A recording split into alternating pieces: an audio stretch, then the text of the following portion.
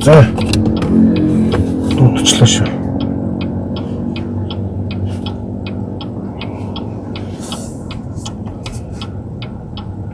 Тиймэрхүү галзуу мөрөл ээж энэ даах юм. За орцсон шүү. За. Камер авсан ба. За өрөөнд манайхаа төгжрөл дунд эхэлж байна. Тэгээд шеэрлээд манайхаа хүмүүсээ бас ураад өгөөрэй, шеэрлээд өгөөрэй. Тэгээд өчигдөр буюу 13 те 13-нд 14-нд өчигдөр 14-нд нөгөө нэг арангаад засгийн газрын очоод бүсчилсэн хөгжил гэж яриад эдийн засгийн хөгжлийн одоо зарцсан намын дарга гэж хэлэхээс хүртэл дургуурхан эдийн засгийн хөгжлийн тэргүүн сайд нь энэ ган төмөр гэж нэг нөхрийн дээр мэдээлэлийг харцгаасан баг. Хоггүй болвол тэгэл дид үтс гэдгийг ч юу гэж ойлгоод байгаа хоггүй болохоор дид үтс хөгжин гэдэг энэ яг юу гэсэн үгтэй гэж юм яриад байдгийн. Тэгээд баахан жуулчаад ингээл дахиад ингээл Монголоор 400 сая жуулч нэрх юм бах уу юм галзуу юм яриад. Тэгэл хар хором хотыг ингээд арангаа өвөр хангаахан гол баян өнгөрийн ингээл хамтраал ингээл арангаа өвөр хангаахан баян өнгөрийн хамтраал хар ором хотоо байгуулад бүгд ингээл одоо ч яахан тоос зөөж бариулах гэдэг юм уу яах гэдэг юм. Тэгэхээр улс үндэстэн хөгждөг тэгээд тэнцээ хот бий болчдөг гэдэг юм бүр. Ерөөл ухаантай хүний ой тоонд оромгүй юм галзуу юмнууд ярьж. Тэгээ ерөнхий сайд нь ингээд бүсчлээд улс үндэстэн хөгждөг юм шиг юм галзуу мэдрэл муутай юм яриад байгаа учраас өнөөдрийнхөө яриг тэрлүү хандуулъя гэж байна. Тэгээ өнөөдрийн маань зочноор миний ментор миний хүндэлж явдаг ахыгаа урд оролцуулж байгаа маа. Тэгээд энэ Батбаш ахтайгаа өнөөдөр ярих чинь. Тэгээд би ярих гэсэд өнөөдөр бол мэдээж дандаа асууж ярина. Тэгээд асуултантайгаа ингээ ахтайгаа ярилцаж явна. Тэгээд орой минь төвшөх. Орой минь. Тэгээд эхний асуулт юм багтахгүй яах. Энэ хот гэж юу юм бэ? Хин нэгэн хүн зохиогоод ингээ хот мот барьж болт юм. Хоёул эндээс яриагаа эхэлчихэ. Тийм ээ. Энэ манай Монголын үндэсний өвөрмөц онцлог. Монголчууд бид чинь ингээд хүн төрөлхтнөөс хоцроод нүүдэлчин ахуйгаасаа иргэн шилжиж байгаа ийм ард түмэн шүү дээ. Тэгээ энэ шилжилт чинь одоо тэр Автаасан хааны үеэс л тэр лахсаас тэр гомгүр бүхнийг зарж авцраал Эрдэнэзүү хийдийг барьж байгуулах зарлиг гаргаснаас хойш Монголд иргэн шил хоцорын газрын хөгжил эхэлж байгаа байхгүй.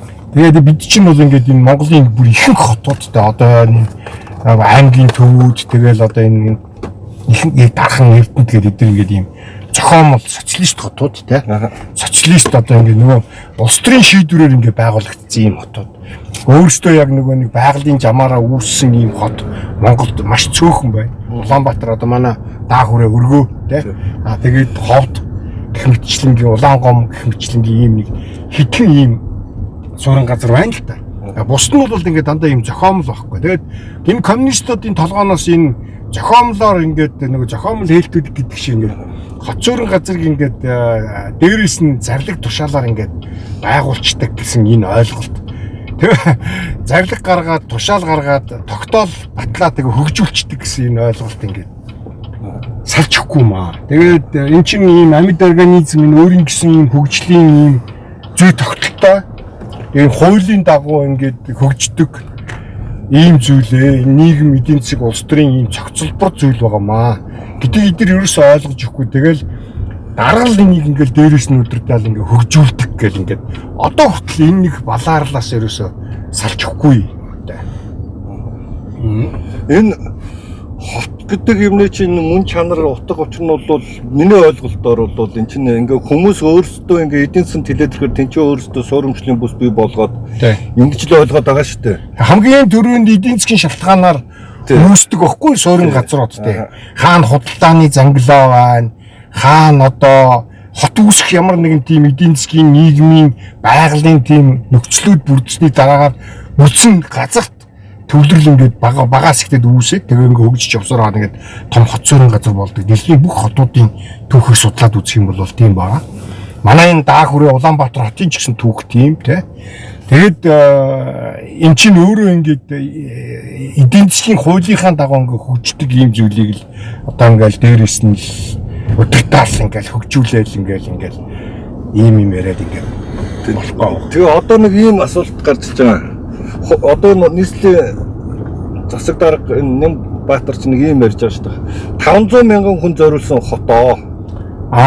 Тэгээд энэ олон хүн ирсэн болохоор ингээ хот ламбрааг болоод байна гэдэг. Энэ Лондон, энэ Парис эдрийг хідүүн зориулж барьсан байхаа. Энэ Сталин, Ром гэх юм уу те. Берлин, Москва, Бээжин одоо Бээжин ч нь бол яг үнэ хэрэгтээ монголчуудын байгуулсан хот шүү дээ те. Бүр эртний монголчуудын Чингис хаанаас өмнөхтэй үе дээр үе монголчуудын байгуулсан хот. Тэгээ хотыг ингээд хотод ингээд нэг нормативтэй хэмжээ ингээд тэдэн хүн мөнтэй энтер гэсэн тийм одоо арилсан тэ жор тийм юм байдгүй байхгүй юу. Ерөөсөө байгаль дээрээс угаасаа тийм байхгүй. Тэгээд хот болгоны нэг томрох өсөж өндийх хөгжих хувь тавилангаараа явдаг тий. Тэгээд зарим хотууд бол ингээд хөгжлийнхөө явцад бүр устж алга болдог. Тийм юм энэ хүн төрөлхтөд хүн зөндөө олон байгаа. Монголд ч гэсэн ингээд устдад алга болцсон. Эрт дээр үеийн хот суурин газруудын тойр балгас ингээд археологчид ирээл ухаал малтаал төнköөл явж штэ.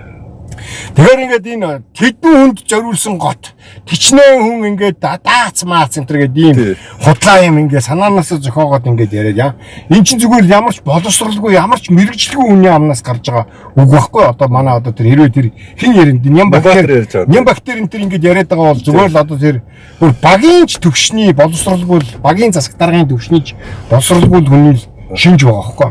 Тэгээ энэ хот гэдэг энэ амьд организм чинь хөгжихийн тулд энэ хүн амынхын тоон хэдий ч нэмэгдэх тусмаа хөгжлийн потенциал нь сайжирдаг юм эдийн засгийн зүй тогтолтой. Угаасаа эдийн засгийн нийгмийн альч талаасаа тийм учраас энэ хотын хүн амуудаа тэднээс дэшиг авуулвал тийм нүүлэгдэг байдаг гэсэн юм балаа ийм мэдрэл муутай юм яриагаа болох хэрэгтэй л дээ болжихгүй байна бид нар ч. Тэгээд ингэж байгаа. Ерөнхий сайд 0 эрдэнэ ийм ярьж байгаа байхгүй юу? Эрдэнэт дархан ховд дорнот өмнө говийг хүн ам 20%, бус аймагуудыг 10% хүн ам өсөх гээд үүрэг даалгавар засгийн газрын тогтоолсон. Ийм байх боломж байгаа юм. Тэгээ яг нөгөө ингээд яг бүр ингээд дөрөвдүгээр ингээд төгсөөгүй хүүхчиг ийм юм ингээд санаанаасаа ингээд ийм зохиогоод яриад ингээд ичхүр сонжуургүй те. Ингээд жоох юм үдсэн харсан хүн бол илгэмхч өхмөр ийм юм онгооны юм яриад ингээд яваад байгаа байхгүй. Тэгээ хотын хүн амын тэг төртөл тэгж ноормжилсан тогтоосон тийм юм гэж энэ хорвоо дээр байхгүй шүү дээ. Тэгээд хэдий ч олон хүнтэй болох тусмаа хотын чи хөгжлийн потенциал нь олон сайжирна. Тийм учраас хотууд хоорондоо хүн амынхаа тоогоо нэмэгдүүлэхийн тулд өөрийнхөө оршин суугчдыг бусад хотууд руу өөр газар руу алдахгүй төлөө төвчж идэг те. Тийм бодлого явуулж хөгжлийн тийм бодлого явуулж идэг те. Нийтийн тээврийг хөгжүүлнэ, орон сууцныхаа хангамжийг сайжруулсан те. Хотынхоо одоо энэ ахуй үйлчилгээ, хог новш, цэвэр үндэсний усны хангамж, бохир ус зайлуулах цэвэрлэх байгууламжаар сайжруулах, нийтийн тээврийг хөгжүүлэх гэх мэтлэнгийн ийм хөгжлийн ийм асуудлуудыг шийдвэрлэх замаар нөгөө хүн амьдрахад аттрактив буюу хүн амьдрахад илүү тийм тохиромжтой, тааламжтай болгох нь хотын удирдлагын үүрэг байхгүй юу? Энэ засгийн газарт ерөөсөө ямар ч хамаагүй асуудал. Оюун эрдэнийн оролцоод тэнд олон долоо худлаа юм яриад яваад байх ямар ч шаардлагагүй ийм зүйл. Энэ бол яг Нямбатарын хийх ёстой ажил. Гэтэ Нямбатар энийг хийхдээ хамгийн гол нь те одоо 500 мянган хүнд байх ёстой газар одоо ингээд сая 500 мянга болчлаа. Одоо тэгээд нөгөө сая 500-ыг одоо үлдсэн саяыг яах гээд одоо хөөж явуулах гээд байгаа юм. Өөр газар руу шилжүүлэх гээд байгаа юм те. Тэгээд одоо энэ чинь хүнээр ярих юм бол одоо миний хөл хитрхи урт юм байна. Одоо хагсын тайж хийхаас гэсэнтэй л адилхан юм болж шүү дээ. Тэгээд нэг юм байгаа. Хот хөдөөгийн их одоо ингээд адилхан болох юм шиг байна. Хин оюутны яриа бас хөдөө ингээд тэмцтэй хот хөдөө бол ингээд адилхан хүн соёлын бүх юм ингээд адилхан ингээд хот хөдөөгийн тэмцвэрчил гэж яриад байгаа юм тэрийг. Тэгэд ийм хот хөдөөгийн ингээд ийм адилхан байх боломж байх юм уу? Байхгүй. Ер нь бол тийм бодлого хэрэгжүүлээд тийм одоо их өндөр үр дүнд хүрсэн орнууд бол би Европт. Европт цөөхөн орн байгаа. Герман, Швед гэх мэтлэнгийн ийм хүн ам ихтэй аж үйлдвэр маш сайн хөгжсөн баян шинэлэг өндөр хөгжилтэй ийм орнуудад хотын өөрийнх нь одоо нэг оршин суугчдынхаа оршин суугчдаа зориулж үзүүлдэг үйлчилгээний одоо зүйлсүүдийг те сайжруулах замаар хотод амьдрах, хөдөө амьдрах хоёр чанарын хувьд юм баг ялгаагүй болцсон ийм улс орнууд бол байгаа л да. Герман байна, Швед байна. Тийг чадаагүй өчнөө олон өндөр хөгжилтэй орнууд байгаа. Одоо Америкийн нэгдсэн улсад бол тэгж ерөөс огт чадаагүй тийм байхгүй. Японд тийм юм байхгүй. Японы хот хөдөө хоёр бол тэнгэр газар шиг ялгаатай. Францад тийм байхгүй. Их Британд тийм юм байхгүй. Маш өндөр хөгжилтэй, маш баян орн боловч хөдөөнө нь яваад очиход бол хотоос юмнууд нь эрс өөр те замч жоохон муу байх шиг, байшин барилгын арчилгаа тордлогоонч жоохон таархан байх шиг, нийтийн бие засах газрын хамаагүй бохир зоонч байх шиг те ийм ялгаа бол улс орнуудад маш их байдаг. Ийм ялгааг зориудаар асар их хүчин чармаалт хөрөнгө мөнгө удирдлагаар одоо арилгасан ийм орнууд бол байна л да. Герман энтер гэдэг. Гэхдээ хамгийн гол нь энэ засгийн газрын энэ тэргүүний үүрэг нь юм биш ээ. Засгийн газрын энэ тэргүүний үүрэг нь бол энэ орон нутгад бие дагаад хөгжих боломжийг нь хангах явдал байхгүй юу? Тэрийг зохион байгуулалтын хувьд, санхүү эдийн засгийн хувьд санхүү эдийн засгийн хувьд гэхээр зэрэг мөнгө өөжж өгнө гэсэн үг биш шүү дээ тий. Хоёул тэрийг наривчлал дараа тий дараа наривчлал яа. Тэгээ хамгийн эхлээд энэ эргээдэд байгаа энэ хүмүүсийн нэг зүйлийг нэнд эхлээд нэлээд төвлөрч ярих хэрэгтэй юм шиг. Тэрний үхээр эдний энэ яриад байгаа тэр нөгөө юу бүсчилсэн хөгжил гэж яриад байгаа нэр томьёо байж тээ. Бүсчилсэн хөгжил гэдэг энэ бүсчлэн хөгжсөн улсууд ялцсан улсууд байна. Яг энэ эдний энэ бүсчилсэн хөгжил гэж яриад байгаа энэ юмныхын талаар энэ хоёр үгийг ингээд задлаад ярих хэрэгтэй байна. Нэгдүгээр бүсчилсэн гэж юм ерөөсөө энэ дэлхий дээр байхгүй. Энэ бүсчилсэн хөгжил гэдэг энэ нэр томьёо чинь өөрөө хаанаас гарч ирдэг зүйл юм бэ гэхээр энэ бол эдийн засгийн хөгжлийн судлаач нарын одоо мэрэгжлийн хэллэг нэр томьёо байхгүй юу? Аливаа улсын эдийн засгийн газар зүй гэдэг тусгай шинжилх ухаан байгаа шүү дээ. Тэгээд эдийн засгийн газар зүй гэдэг бол ингээд тухайн орны эдийн засгийн хөдөө аж ахуй, аж үйлдвэр, эдийн засаг тэгэл юмнууд нь ингээд хаана яаж хөгжсөн байна вэ гэдгийг судалдаг тийм шинжилх ухаан байхгүй юу? Тийм перклатны хэрэглээний тийм судалгааны ажил. Тэр хүмүүсийн хэрэгэлдэг нэр томьёо. Тэрнээс ямар ч улс орон ингээд газар нутгаа хүн амаа ингээд бүсчилж хувааж байгаа л дангаал ингээд хөгжүүлээд ингээд өдөртөд ингээд хөгжүүлээ явчихдаг юм энэ хорвоо дээр хаач байхгүй. Гятадд ч хамгийн төвлөрсөн коммунист удирдлагатай гятадд ч тийм юм байхгүй. Социалист аргаар нөгөө Оросуудын зохиосон нөгөө төлөвлөгөөний комиссийн аргаар улс орныг хөгжүүлэх гээд бүтдэггүй юм байна, болохгүй юм байна гэдгийг энэ төр чинь аль 70-аад оны үед ойлгоод тэгээ 80-аад оны дунд үеэс эхлээд бодлогоо эрс өөрчлөөд Дэн Сяопин гэдэг хүн улс төрийн тавцан дээр гарч ирэнгуудаа энэ болохгүй, энэ замаар явахгүй. Энэ капиталист хөгжлийн замаар явнаа гэдэг ингээд төвлөрсөн бус аргаар энэ хөгжсөн энэ жишээ ингээд байж байна. Тэгээ энэ бүсчлэх гэдэг энэ ойлголт юм байж болдгоо байхгүй ингээд дээрээс нь ингээд чи бол баруун бүс ээ гэх тэгээ хинтээ одоо би баруун бүс зүүн бүс биш ээ хинтээ аймаг би зүүн бүс биш би бол төвийн бүсээ гэдэг юм бол яах одоо дээрээс нь солиороод чи зүүн бүс байхгүй гэдээ ажиллаад байх юм уу тий. Тэгэхээр яг энтэй адилхан. Одоо жишээлбэл баруун бүс гэж баруун 5 аймаг гэх ингээд тэгээд завхан аймгийн завханчуудтай жишээлбэл бид нар баруун бүс биш штэ бид нар бол хангаан бүс гэдэг ингээд байвал хот солиор чи баруун бүс гэдэг ингээд байх юм тий. Ингээд ийм нөгөө командын арга нөгөө захиран тушаах арга гэж нэрлэдэг байгаа юм л да энэ чинь. Социализм яг Оросын энэ сталинист энэ удирдлагын арга барилаас шилжих ухаанаас үлдсэн юм зүйл байгаа хгүй Монголын удирдлага.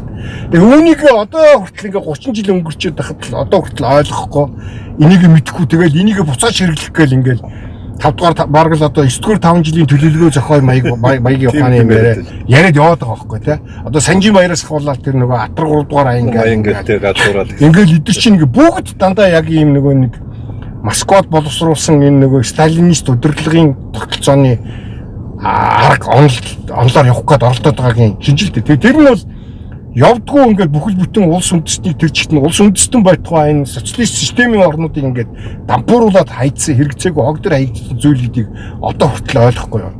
Нэгдүгээр. Хоёрдугаарт хөгжүүлнэ гэдэг тэр яриа тий. Бүсчилсэн хөгжил гэр. Ингээд очиод хөгжүүлчихдэг юм ингээд ойлгоод байгаа. Тий. Тэгээ ингээд дээрээс нь өдөртөөд ингээд хөгжүүлчихдэг юм яа. Тэгэл алаа ичдэг. Тэгэл алаад хайчдаг. Тэгэл одоо ингээд бүх юмын дээрээс нь ингээд төлөвлөж өгөөл мөнгө төгрөгийг хойрлж өгөөл ингээд заагаал одоо тийм юм одоо ийм юм одоо ингээд гэл ингээд ахаар зэрэг хөгжөөд идэг юм шигээр ингээд ойлгоод байгаа. Тийм юм хороо төр байхгүй. Тэр хүмүүс чинь хөгжлийнхээ асуудлыг өөрсдөө шийднэ хамгийн гол нь. Тэг хүмүүс юу хэрэгтэй юм те? Улаанбаатарчууд одоо жишээлбэл метротой байх юм уу эсвэл трамвайны шугам барих нь эдийн засгийн болон одоо яг орчин үеийн шаардлагаараа яг өнөөдрийн шаардлагаараа шаардлага хангаж байгаа зүйл юм уу гэдгийг Улаанбаатарчууд өөрсдөө шийдэх хэрэгтэй байхгүй. Энэ засгийн газар оролцоод байх ямар шаардлага байхгүй тий. Тэгэл одоо энэ Улаанбаатар хотод одоо жишээлбэл энэ бохирын нэгдсэн системтэй болноор байна тий. Энд ч одоо 22 дугаар зуун гарах гэдэг шүү дээ дуудахгүй. Бид нар энд одоо ингэж ухамтаж хэвлэж явах оронд 22 дугаар зуун гарчин 2100 он гараа явчих шүү дээ.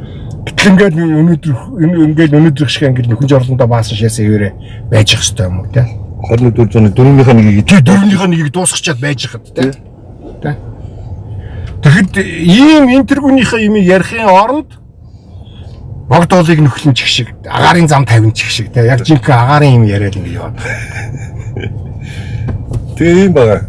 Одоо нэг юм манай намынхнаас барих гэж байгаа юм шиг орон нутгийн бие даасан байдлын хууль барих гэж байгаа юм байна. За тэгээд яг урд нь нөгөө нэг улсын хурлын гишүүн байсан тэр Эрдэнэ ол дээр бас юм асууж ирсэн. Орон нутгч ингээ бие даах стомстой гэж танаас сонссон мэдсэн юм бол ярихгүй юу? Таны ном дээр л байгаа юм уу тэгээд зашд миний мэдлэгч гэж байх. Тэгсэн чи нутагтай эзэн Монголыг хуцчихдаг байхгүй юу? Нөгөөх юм маань. Тэгэхээр сая одоо нэг тийм багц хууль оруулах гэж байгаа нэ орон нутгийн бие даасан байдлаар. Очоод эдэртээ яг уулзлаа чи ингээд ажил хэсэгт орооч гэж байна. Яриг нь сонсоодгүй та нарын хийгээд байгаа юм дээр очих юм бол бүх юм чинь самрах юм байна. Яагаад гэвэл хүчээр ингээд 330 аймгийг юу сумыг 110 сум болгож болдгоо юм аа. Хүчээр энийг хийдэг юм биш ээ. Тэгээ наадах чинь дагаа газрын харилцаа, ашиг малтмал ингээд эрүүл мэнд болгочлон хуулинд өөрчлөлт орно. Тэгэхээр ингээд ганцхан хуулиар энийг ингээд сүгчээр мод авчиж байгаа юм шиг ингэж хийж болдгоо маа гэдэг нөгөө хэд мөн гайхаад үзсэн л да. Тэгээд би танаас юу асуух гэдэг юм хэрэг энэ орон нутгийн бие даасан байдал гэдэг юм энэ сумуудад ирэх мэдлийг өгөхөөр дампуурч нь гэдэг юм. Энэ дампуурхан зүй ёсны гэж ойлгоод байна. Энд дээр та нэг яг санийхаа дэлгэрүүлж байна. Ингээд орон нутгийн бие даасан байдал гэхээр зэрэг их зүйн бие даасан байдал тий. Улс төрийн бие даасан байдал, эдийн засгийн бие даасан байдал, нийгмийн зохион байгуулалтын бие даасан байдал гэдэг ингээд энэ яг салбараараа энэ чинь өөр зүйлсийн тухай яриад байгаа байхгүй. Нэг л тэгээд манайд бол ерөөсөө орон нутгийн бие даасан байдал гэхээр засаг даргын бие даасан байдал гэж ойлгочод яваад байдаг. Засаг даргал гэж айгүй мундаг одоо сумын засаг дарга ч юм уу аймгийн засаг дарга ч юм уу аймаар хийх мэдлэлтэй нэг мундаг ноён байх юм тэгээд бодоод байгаа байхгүй. Гэтэл яг үний хэрэг дээр энэ орон нутгийн бие даасан байдал гэж юугаар яриад байгаа вэ гэхээр нэгдүгüүрт нь зохион байгуулалтын асуудлыг өөрсдөө шийддэг байх хэрэгтэй. Жишээл зохион байгуулалтын асуудлыг өөрсдөө шийддэг хэрэгтэй гэхээр суманд жишээлбэл сумын иргэдийн төлөөлөгчдийн хурал гэдэг байгууллага шүү дээ. Тэгээ энэ сумын иргэдийн төлөөлөгчдийн хурал гэдэг байгууллага чинь хэлбэр нь буруутчиход байгаа байхгүй хэрэггүй байгаа байхгүй. Тэгээ нэг 1500 оршин суугчтай тий. Тэгээд насан турсан сонгогчд нэг 750 орчим хүн сонгуул явуулдаг. Ийм хүмүүсийн дунд нэг 20 хүнээ дундаасаа сонгоод иргэдийн төлөөлөгчдийн хурал гэдэг зохион байгуулахаар эн чинь утгагүй байхгүй ямар шаардлага хангаж чадахгүй байхгүй. Тэгэхээр сумд бол иргэдийн нийтийн хурал байх юм уу эсвэл төдийллийн байгууллага одоо ингээд сонгогдсон төдийлөгчдийн байгууллага байх юм уу гэдгийг иргэд нь өөрсдөө шийдэх хэрэгтэй байхгүй. Тэгээд бидэнд ийм ингээд заавал нэг хүнээ сонгож явуулаад нөгөөх нь хуралдаал бидний өмнөөс шийдвэр гаргаад буцаж гүйж яриад ингэсэн шүү тэгсэн шүү гэж яриад ингийн хэрэг алгаа. Тэ багийн иргэдийн нийтийн хурал гэдэг шиг сумда нийтийн хуралтай байя. Тэгээд нийтийн хурал дээрээ ирээд Швейцарын ихэнх жижиг одоо манай сумтай адилхан энэ засаг захиргаа нутаг дэвсгэрийн нэгжүүдийн шийдвэр гаргах удирдах шийдвэр гаргах байгууллагын иргэдийн нийтийн хурлууд байгаа байхгүй. Тэгээд иргэдийн нийтийн хурлынх нь сумынх нь дарга нь иргэдийн нийтийн хурлаа бас даргалдаг. Тэгээд шийдвэр гаргах болохоор зэрэг ямар асуудлаар заавал иргэдийн нийтийн хурлыг зарлан хуралдуулж шийдвэр гаргуулж байх вэ гэдгийг сумынхаа дөрмөндөө бичсэн. Ийм асуудлыг засаг дарга толгой мэдээж дангаараа шийдэхгүй. Заавал иргэдийн нийтийн хурлыг хуралдуулж санал хураалтнуудаа санал хураалт явуулж шийдвэрлэж байна гэсэн дүрмтэй суманда. Тэгээ тэр дүрмийнхээ дагуу иргэдийнхээ нийтийн хурлыг хуралдуулаад шийдвэр гаргаад засаг дарахтаа үүргээ өгөөд ингээд явдаг. Энэ юм чи юу гэж хэлээд байгаа вэ? Зохион байгуулалтын бүр ирэх гэж хэлээд байгаа байхгүй.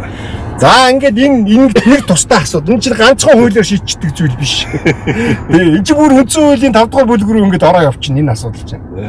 За тэгээд дараа нь нөгөө нэг эрх зүйн хувьд бие даасан байдал гэж нэрлэдэг байгаа байхгүй. Тэр нь юу гэж байгаа хэрэг хууль эрх зүйн хувьд бие даасан байдал гэдэг байгаа нь юу гэхээр зэрэг сумд одоо буюу энэ community гэж нэрлэгдэж байгаа энэ юм чинь хуулийн өмнө бусад хуулийн этгээдүүдтэйгээ тэгш хэрэгтэй байх, хуулийн харилцаанд оролцох, эрх зүйн харилцаанд орох юм эрх зүйн субъект байх хэрэгтэй байхгүй. Энэ нь Монгол улсад ерөөсөө хуульд баталгаажуулж өгөөгүй. Засаг дарга гэдэг хуулийн этгээд байгаа. Тэгэл болоо өөр юм байхгүй. Тэгээд тэр Төв аймгийн сэргэлэн сум гэж хуулийн этгээд байхгүй байхгүй. Тэгээд тэр Төв аймгийн сэргэлэн сумыг хохироох, Төв аймгийн сэргэлэн сумын эрх ашиг энэ гэж тийм ойлголт Монгол улсын хуулинд байхгүй. Тэгэхээр нөгөө сэргэлэн сум чинь одоо ингээд намайг ингээ хохироогоод байж таа наа засгийн газар чинь ингээд шүүхээр очиж одоо хохирлоо нөхөн хохирлоо барагдуулах тухай ойлголт байхгүй болчиход байгаа байхгүй Монголд. Энэ бол эрх зүйн хувьд орон нутгийг бий даалгах тухай хамгийн гол зарчмын асуудал бол энэ.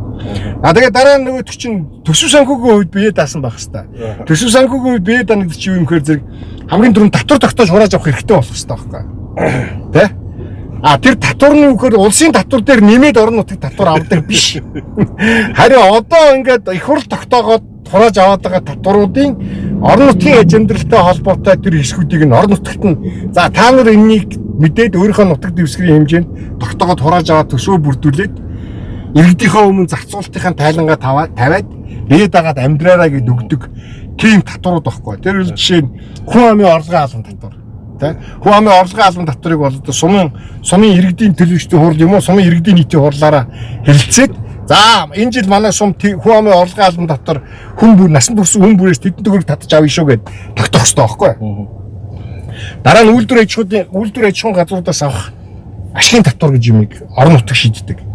Энэ ямар учиртай гэхээр зэрэг аливаа үйлдвэрлэгчийн заавал нэг субъектийн нутаг дэвсгэр дээр өрнөдөг байхгүй. Улаанбаатар хотын нутагт юм уу, Төв аймгийн нутагт юм уу, Төв аймгийн сэргэлэн сумын нутагт юм уу те. Тэгээ газрын нутаг дэвсгэр дээр үйл ажиллагаагаа явуулж байгаа тэндээ бүртгүүлэх ёстой. Тэмдгийн татварын регистрт бүртгүүлээд тэгээд тэндээсээ үйл ажиллагаагаа явуулах гэрчилгээг аваад тэндээ санхүүгийнхаа тайланг гаргаж өгөөд тэгээд ашигынхаа татварыг тэндээ төлдөг. Ойлгогдож байна. За ингээ хүн амын орлогын албан татвар үйлдвэр аж ахуйн газруудаас авах ашигын татвар. Тэгээд дээр нөгөө газар үйл хөдлөх хөрөнгийн татвар гэж юм ба. Газар үйл хөдлөх хөрөнгө эзэмшдэг бүх субъектууд орон нутагт татвараа төлдөг байх хэрэгтэй байхгүй. Ийм гурван татварыг орон нутгийн хэмжээгийн тогтоогоор хураагаад авахаар орон нутаг чинь төсвийн орлоготой болчихно өөр юм гэсэн. Тэгээд энийг одоо өөрсдөө хэлэлцэж хагаад зарцуулах хэрэгтэй байхгүй. За юунд зарцуулах юм бэ? Мэдээж иргэс нөгөө санхүүгийн төсвийн тухай хууль, татварын тухай хууль бүх юмд нь хязгаарлалтууд, янз янзын зохицуултуудыг нэгэд өгсөн байгаа. За ингээд одоо өөр ингэсэн мөнгөтэй болцсон одоо энэ мөнгөөр яах юм? Наадмаа хийх юм уу? Нэг жоо арх уу? Аага тэмдэглэх юм уу? Аваага тарих юм уу? Сургуулийнхаа дээврийг янзлах юм уу? Энийг өөртөө ярилцах хэрэгтэй байхгүй. Ордог хаалга. Тий. Ордог гардаг амар гоё алтан хаалга барих юм уу? Тэгээд тэр өөртөө шийдэж байгаа болно шүү дээ гэж та. Эсвэл өөрсдөө хэрэгтэй юм биеийн тамирын заал барих юм уу? Хүүхдийнхээ дотор байрыг янзлах юм уу? Сургуулийнхаа дээврийг усгоождгоо болгох юм уу? Эмнэлгээ сайжруулах.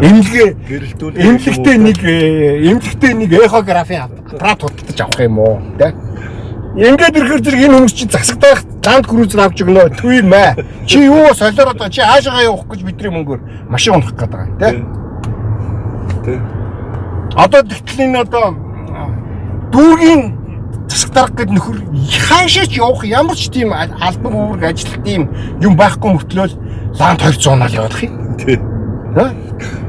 Тэр одоо ямар учир вэ? Хэний мөнгөөр тэгээд ард түмний мөнгөөр л тэгээд хансгалаад байгаа шүү дээ. За тий. За ингээд тэгэнгუთ дараа нөгөө юу гэж байна? Зохион байгуулалтын бүр ирэх гэж байна орон нутгуудад. Тэр нь юу гэсэн үг юм бэ гэхээр зэрэг ингээд хувийн болдоод довоон шарлуулад ингээд нэг жижигхэн сум ингээд байгаад ах юм уу? Ямар ч ирээдүй байхгүй те. Хөгжил байхгүй. Эсвэл энэ ойр хавийнхаа хэдэн сумтайгаа нийлээд томроод ирээдүйн хөгжлийн тухай асуудлаа арай жоохон том хүрээнд ярих юм уу? Суутраад ярих юм аа. Тий. Одоо 20 гаруй жил болж шүү дээ. Одоо 30-аад жил болж байна. хинтийн 3 сум тэр зүүн хойтлын 3 сум бэрх энэ төр нийлсэн. Одоо манай данхын сум энэ ингээд энэ 3 сум нийлгээд Монгол улсын их хурл зөвшөөрөөгүй шүү дээ. Өөртөө санаачлах гаргаад яваад ерөөс зөвшөөрөөгүй.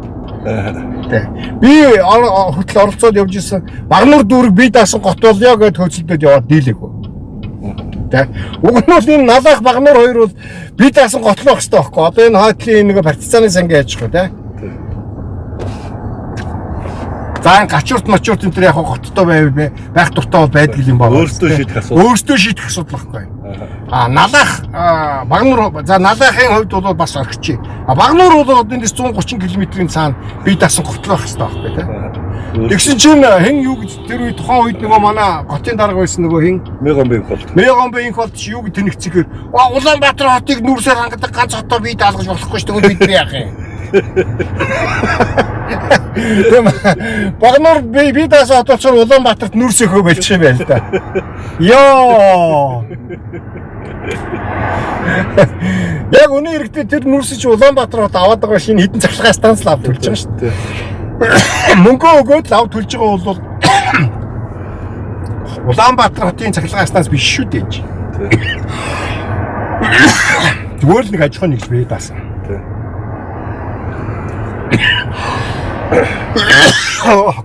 Тэгээ ахын зүг. Тэгээд юу яаж байгаа шүү дээ. Энэ сумуудыг ингээ хүчээр нэгтгэх боломж юу байна? Хүчээр нэгтгэх ямар шаардлага байхгүй. Энд чинь угаасаа байгалийн жамаараа ингээд нэгдэх байхгүй. Биеийн даалгач. Зөв биеийн даалгачаар аянда өөрсдийнх нь зарим асуудлууд нь өөрсдийнх нь хүчин чадлаас давцсан байгааг энэ хүмүүс ч өөрсдөө аянда мэдэрнэ. Ойлгох байхгүй. Би ганцаараа энэ асуудлыг жишээлбэл одоо цахилгаан эрчим хүчний асуудлыг хөдөөгийн говийн нэг сум бие даагаж шийдэж чадахгүй байхгүй гэж. Тэгэхээр тэрийг хамтран шийдвэрлэх зайлшгүй шаардлагатай болно.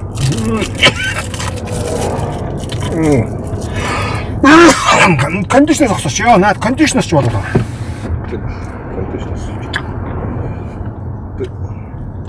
Бахад нэг юм над яриг чинь нэлээд дэвгэрүүлэх шаардлагатай болчиход байгаа. Одоо ингээд байгаа шүү дээ. Холбооны улс биш бид ингээд орон нутагт эрх мэдлийн өгөхөөр ингээд өөртөө дур зорилготой ингээд шийдвэр гаргаад энэ Монголыг албаар хавхлан бодлох хятадын бодлого байна гэдэг байгаа шүү дээ надад ч. Тэгээ энэ ямар учиртай юм байна те. Гүй Монгол улс нэгдмэл унитар улс гэдэг нь үнэ. Гэхдээ нутгийн өөрөө өдөрцөхсний асуудал чинь холбооны төвшний улсын зохион байгуулалттай ямар ч хамаагүй асуудал байхгүй. Тэрийг нэг үсаа. Энэ жижиг улс ч гэсэн дотор нутгийн өөрөө өдөртөх ёстой байдаг.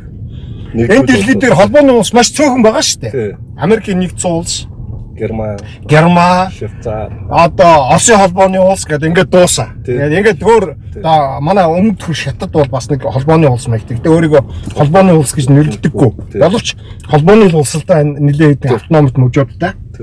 Яг хэдэлт нь яг нөгөө формал на яг үнэн хэрэг дээр жинкнээсээ биш ч гэсэн яг зүгээр хуулийнхаа дагуу бол өөртөө засах хэрэгтэй гэж зарлцсан.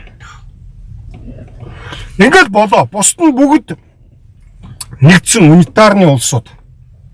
Тэгээд бүгд нутгийн өөрөө өдөртөх ёсны одоо өндөр хөгжсөн системтэй. Тэрний одоо нэг хамгийн үлгэр жишээ орн бол Швед байна. Унитар улстай бүр юу улс шүү дээ. Нөгөө хаан засагтай улс. Гэхдээ Швейцарын коммунууд бол бүгд яг саний миний яриад байгаа тэр эдийн засгийн, улс төрийн зохион байгуулалтын, эрх зүйн бие даасан гэдэг эдэлдэг. Тэгэд ингээд байгаа. Одоо нэг орон нутагт одоо энэ эдийн засгийн хэрэгчлээг нөгөөхөөр ашигт малтын газрын хэрэгчлөө очиж тас малтын хууль мөлгөр. Тэгэхээр баахан хятадуудад энэ суулын газраас авчих юм шиг байгаа юм. Тэгээд яг эсрэгээр харин яг одооны ингээд бүхэл бүтэн ордоор нэг хүнд бэлгэлждэг бол байхгүй байхгүй. Одоо оюутлогоо ингээд хүнд бэлгэлжлээ тий. 5-7-ог одоо бас гятууд бэлгэлээ. Юу одоо нөгөө нэг сая зарчсан мөн гарлаа шүү. Төгрөн өргө танаа Төв аймгийн. Тий.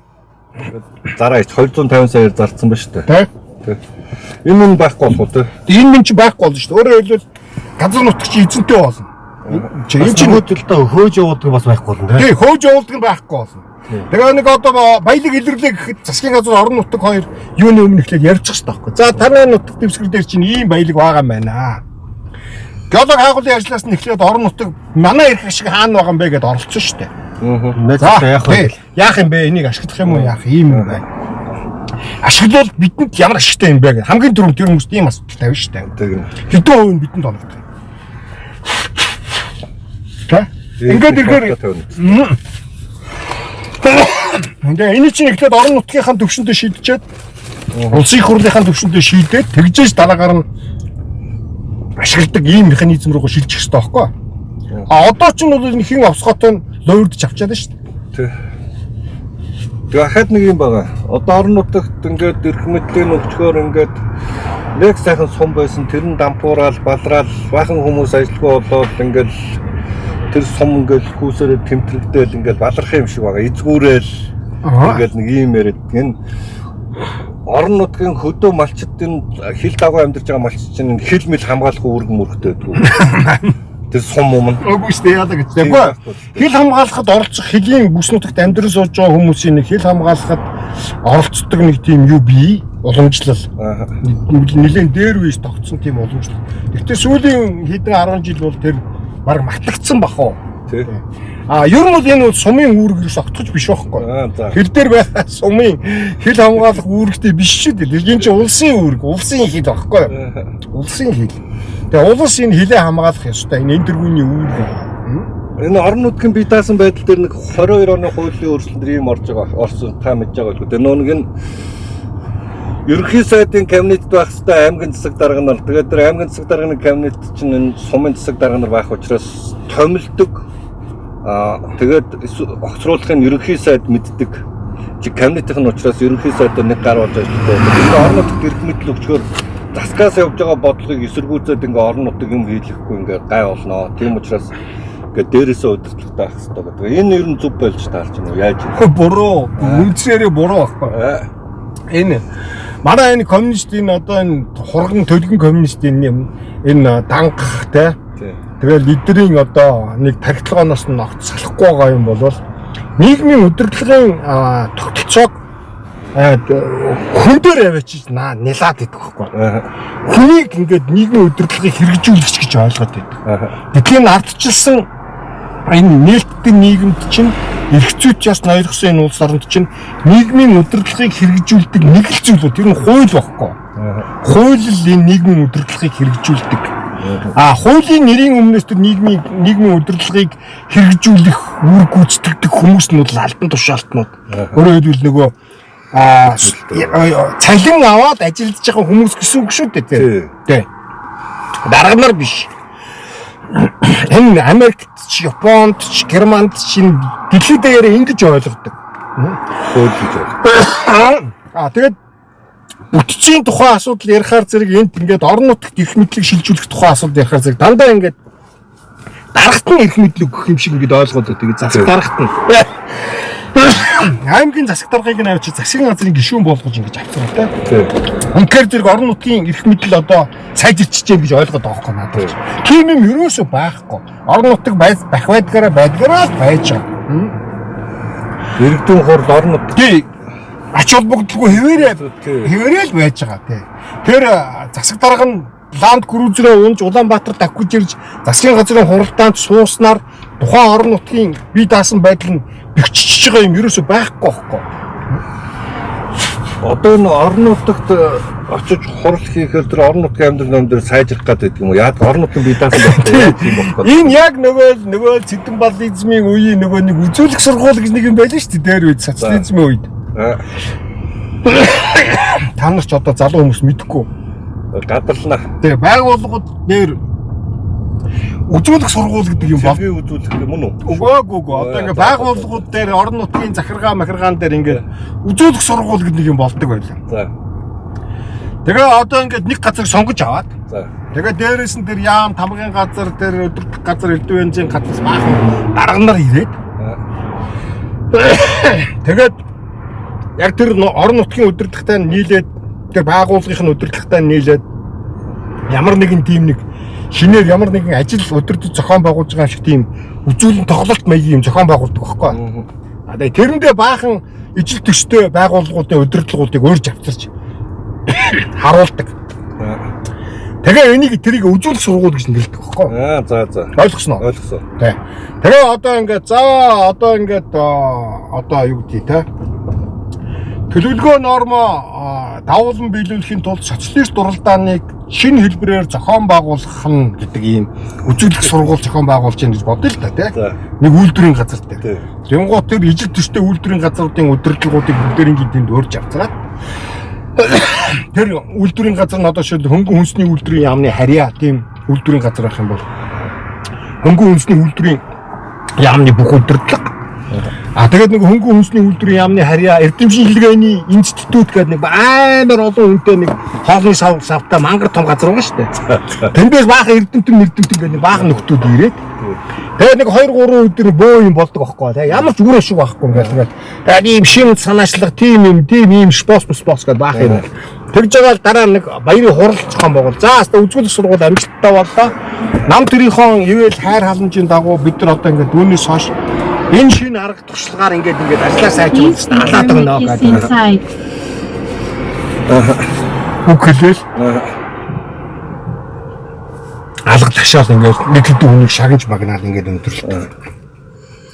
Яг энэтэйгээд адилхан юм л одоо ингээд хийгээд яваад байгаа. Энэ нь бол оюун эрдэнийн засгийн газрын энэ ингээд Аранга аймагт жишээлбэл Аранга гэлээ. Аранга аймагт очиод ийм хурал мурал засгийн газрын хурлыг хөдөөгээд хүмүүс суулгаад алга малга ташуулаад ингээд энд солиорж байгаа.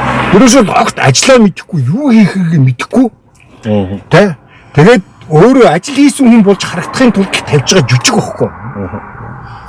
Ерөөсөө л тийм ингээд би айгүй мундаг ингээд орон нутгийнхныгаа оролцуулж байгаа ард түмнийхээ дунд орцуулж байгаа те. Өстөө ингээд жигнэр нь ажиллаа хийгээл алж өгч जैन ингэж харуулж байгаа худлаа хоосон жүжиг л байхгүй те. Энэ тэнд ингэж байгаас таах би дөрөв ярианы ихэнд дурдлаа. Энэ хоггүй болохоор 400 сая жуулч ирэх юм. Энэ жуулч гэж яг хин юм бэ? Ямар учиртай яагаад ингэ манайхыг ирэхээр ирчдэг хүмүүс муу юм ахаа. За энэ дэлхийд хамгийн их жуулчин авдаг 2 орн байна. За. Зөндөө олон орнууд байгаа л да. Тэр дотроос хамгийн их нь бол 1-р нь Америкийн нэгдсэн улс. 2-р нь Франц орж байгаа шүү. За. 3-р нь Япон хойноос нь орж ирээд энэ үү яагаад. Тэгээд энэ тий. За тэгээд их өөрнөц эртний одоо соёл иргэншлийн тэрийн байсан их тийм өндөр хөгжилтэй биш мөртлөө хүмүүсийн анхаарал сонирхлыг татсан хэдэн орн байна л да. Египт гэдэг нэг орн байна, Грек гэдэг нэг орн байна та. За тэгээд энэ далайн эргийн дагуу ингээ сайхан далайн эргийн нөгөө гоё усан цэлдэг юм фляж нэг юу гэж хэлдэг те нөгөө бич гэж хэлдэг те. Тийм бичтэй тэгээд Тайланд хэмчлэнгийн тэгээ Индонез тэр Бали арал тэгээд ийм жуулчдын сэтгэлийг татсан газрууд байна. Тэр нь бол нөгөө түүх дурсгал соёл гэдэг талаасаа биш зүгээр байгаль цаг агаар нь үнэхээр сайхан тэгээд очиж далайн усанд ороод ингээд амархад тааламжтай учраас тийм газрын аялал жуулчлал хөгжиж байгаа. Монгол шиг ийм оронд бол монголчуудын эртний түүхийг сонирхдаг. Монголын энэ нүүдэлчин малчтын аж амьдрал энэ юм өвөрмөцийн онцлогийг сонирхдаг. Цөөхөн тооны жуулчдал Монголд ирэх ийм орн баггүй угаасаа. Яг 400 сая жуулч. Хамгийн их жуулч хүлээж авдаг Америкийн нэгдсэн улс жилдээ 100 сая жуулч хүлээж авч чадахгүй байна. Франц улс хойноос нэг 80 орчим сая жуулчтай жилдээ. Хойноос нь 80 орчим сая жуулчтай 2-р байранд орж явж байна те. Тэгээд сүүлийн үед бол Японыг маш их сонирхож жуулчд ирж байгаа. Яагаад тэгж байгаа хэрэг зэрэг иений ханш суларсантай холбоотойгоор Японд амжиргааны өртөг маш боломжтой болсон. Ойлгогдож байна. Хоол унд зочид буудалмуудын үн хөлс нийтийн тээвэр мэврийн үн хөлс эрс хямдарсан учраас Японд бол сонирхол их өөрмөц сонирхолтой орн шүү дээ Японч нь бас. Их өндөр хөгжилтэй, их өндөр соёлтой. Тэрийг үзэх гэж жуулчд ирж байна. Тэгэхдээ Япон жилдээ нэг 40-50 сая жуулчд авч штэ. Тэр өндөр хөгжилтэй тэр баян орн. Тэгэхэд Монголд одоо 400 сая жуулчин ирнэ гэдэг бол одоо ерөөсөө дэлхийн бүх жуулчид өөр хашиж явах болно гэсэн үг байхгүй тий? Тэ Японч явахгүй, Америкч явахгүй, Франц явахгүй, Грек, Египт рүү ч явахгүй, далайд ч очиж усан цэлж амрахгүй, бүгдээрээ л Монголд ирж манай Монголын шороог л залгилах гэж ирэх юм байна л да тий.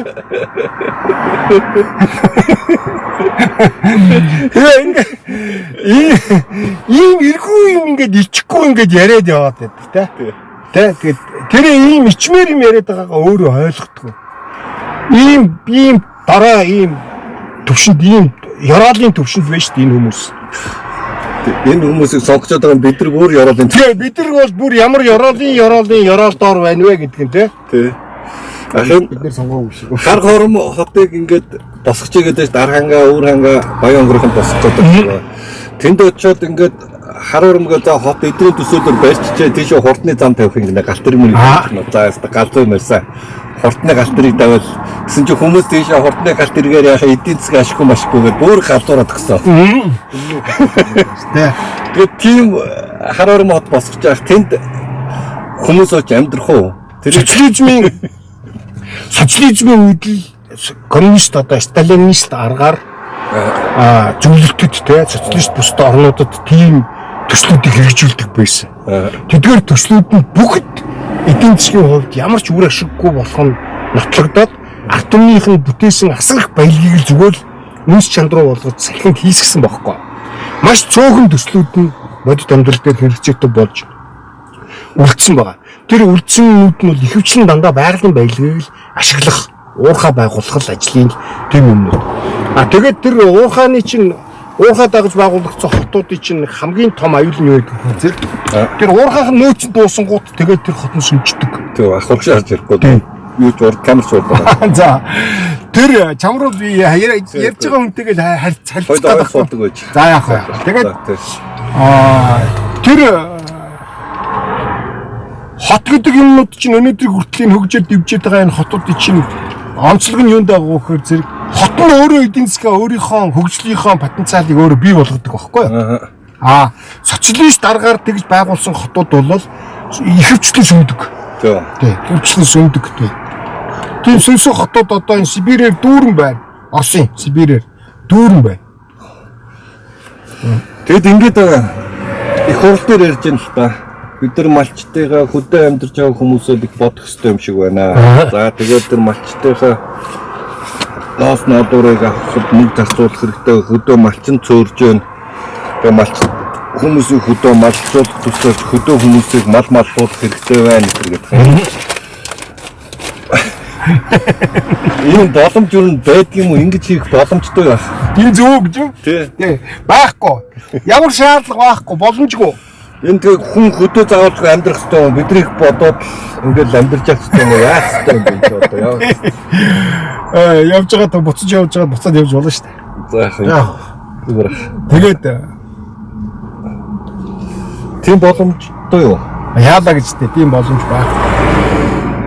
Энэ аж үйлдвэрийн хөгжил гэдэг юмны чинь дагаад хөдөөгийн оршин суугчдын хүн амынхын тоон угаасаа багасдаг, цөөрдөг ийм жамтай. Энэ эдийн засгийн хөгжлийн ерөөсөө жам. Аж үйлдвэр нөгөө машинт аж үйлдвэр хөгжихөөс өмнө Европод жишээлбэл Германд нийт хүн амынх нь 90% нь хөдөө амьдардаг байсан. Хөдөөгийн хүмүүс байсан байхгүй юу? 90% хүн амынх нь 90% хөдөө амьдардаг. Аж үйлдвэрийн хувьсгал ялхаас өмнө. Аж үйлдвэрийн хувьсгал ялхаас өмнө уурын машин зашин гарч ирж одоо энэ фабрик завод маваад нөгөө яндан мандан утаа гардаг юмнууд үйлдвэрүүд байгуулагдахаас өмнө төмөр зам энэ баригдахаас өмнө гэсэн үг шүү дээ. Энэ чинь 1800-аад оны дунд үеэс өмнөх үе гэсэн. Тэр үед Германд жишээлбэл Европ тэр чигтээ адилхан, Их Британд ч адилхан, Германд ч адилхан хүн амынх нь 90% нь хөдөө амьдардаг байсан.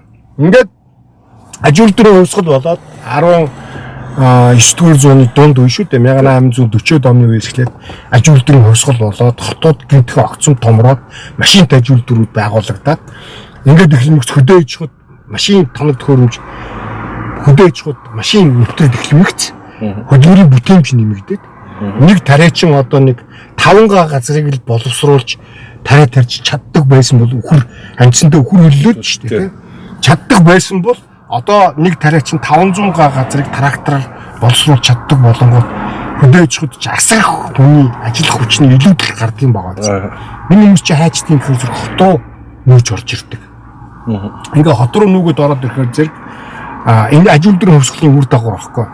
Ингээд 19 2 дугаар дайны дараа үегээд 1960-аад он гэхэд Германы нийт хүн амын 94% нь хотод амьдардаг болсон. Хот зүүрэн газарт амьдардаг болсон. 6% нь л хөдөөний үлдсэн гэсэн. Яг параллелынхын талбайны хажууд фермерийн юм аж ахуй. Энэ чинь зүүн ёсны хөгжил байхгүй да. Тэгээ энэ хэсэг ингээд явна гэх юм бол одоо нэг амар хүчтэй зав хийгээл дандаа голын урсгал сөрөөд явна гэсэн ч тийм. Энэ орон нутагт эрх мэдлийн өгчхөр бас нэг юм болох гэдэг юм уу? Орон нутагт ингээд эрх мэдлийн ингээд өгчхөр цуглуулсан мөнгөө ингээд эдгэрэн засгийн газар маань хянаж явахгүй бол дураараа идэж уугаад баллаал ингэх гээд л байна уу? Ань бо яг эсрэг үрдэн гарна. Хүмүүс эхлээд мэдээж эрэг толгонд нь буруу зүйлд мөнгө төгрөгөө зарцуулна, янз янзын мэдээж эрэг болно. Гэвч маш богинохон хугацаанд хүмүүс энэ бид өөрсдийнхөө мөнгийг ингэж хамаагүй өрн таран хийж болохгүй юм байна гэдгийг маш хурдан ойлгоно. Яагаад гэвэл энэ чинь хүний чинь үүрэг зонцлох нь тийм байхгүй юу? Яа энэ чинь миний юм байна. Энийг бид нар өөртөө хэрэгтэй юм зарцуулах хэрэгтэй юм байна гэдгийг хэлээгүй байхад л ойлгох чинь. Тэгээд энэ чинь зөв тийшээ зарцуулаад эхэлнэ. Улсаас хамаагүй өөр ашигтай зарцуулдаг. Тэгээ орон нутгаас их мэрэгдлийн нөгөө иргэдийн эрх мэдлийн өгчхөр ахын улсын татвар яаж бүрдэх юм бэ гэдэг.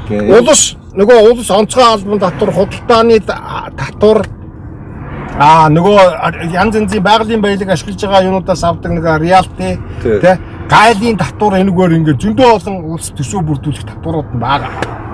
Тэрүүгээрээ улс өөрийнхөө төсвийг бүрдүүлж байна. Хамгийн гол нь орон нутагт нөгөө өнөөдрийн улсын төсвүүдээр ачаалагдсан байгаа эмнэлэг, сургууль энэ бүх юмнууд чинь орон нутгийн нуруунд дээр очиж байна. Энэ эрүүл мэнд боловсрол гэдэг орон нутг руу өгчхөр одоо баллаад тэнцээ бүх юм сүрчин тэгээд стандарта тий стандарта улс өөрөө өдөрдөн тий тэр бодлогын шин чанартай асуудлууд нь улс боловсролын яам, эрүүл мэндийн яам оролцсон, хяналтаа тавина, хууль дүрм журмын дагуу үйл ажиллагаагаа зохион байгуулж байна уу юу гэдэгт нь хяналт тавина. Зөрчсөн тохиолдолд тэрийг засах, өөрчлөх бүх боломжийн тэр механизмууд нь улсад өөрт нь хуулиар хадгалагдаж үлдэн штэ. Зүгээр л зурганд нь ингээд бас хайчих юм биш. Нэгдүгээр хоёрдугаарт нь орон нутгад ингээд биеийн даалгаад ирэхээр зэрэг зарим нь хитрхи үлбгээр сул зарим нь хитрхи юу бах вэ? Зарим нь ингээд сайн болоод ингээд ирэх юм ялгаанууд гараад байна. Тэгэхээр зэрэг сайн болж байгааг нь шийдэх биш.